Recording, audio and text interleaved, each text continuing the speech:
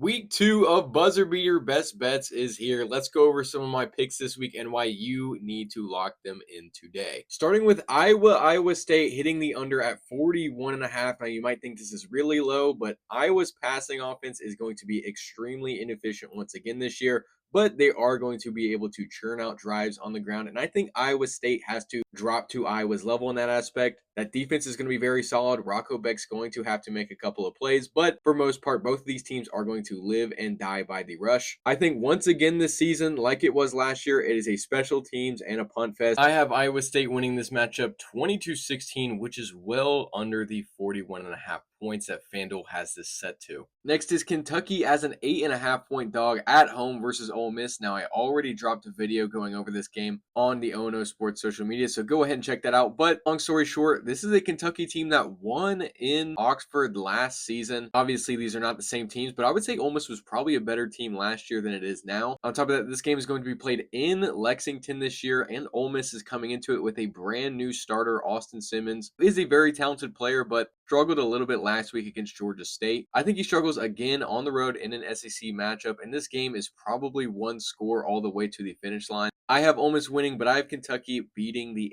8.5 point spread.